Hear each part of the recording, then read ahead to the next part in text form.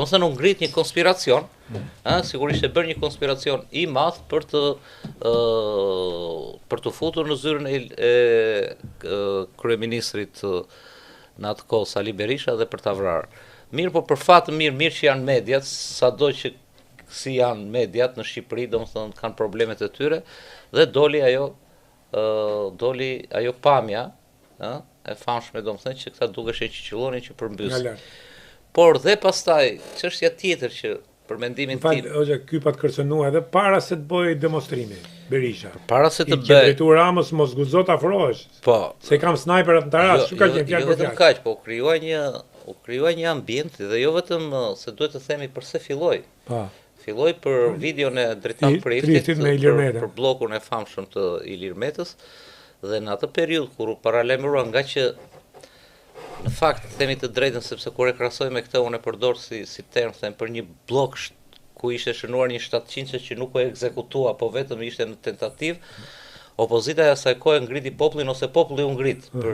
Sot dëgjojmë për çfarë dëgjojmë për 700 mishja sot nuk bën për lajm.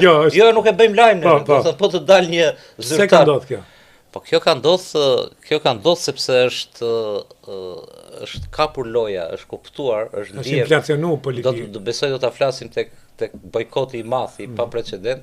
Është kapur loja e klasës politike, sidomos loja e opozitës.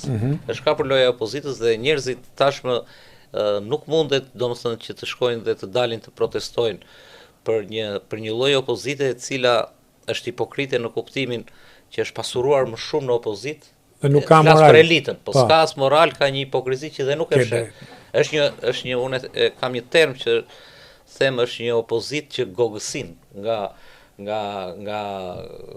luksi dhe nga kështu. Nuk është një opozitë e revoltuar.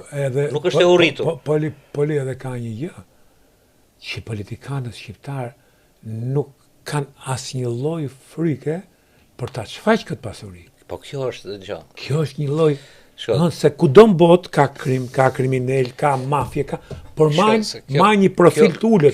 Kjo është një, jo patjetër që kurse këto e shfaqjen me fëmijët, shfaqjen me shtëpia, për shembull, ai që rasti i këtij të që ka qenë kryetari i bashkisë Kamzës, deputetit PD-s. Po, Mziu, Xhelal Mziu. Po si mundet ky ka kurajë flas është deputet kur shtëpinë që kishte në kamerë kishte më të madhe se shtëpia Bardh.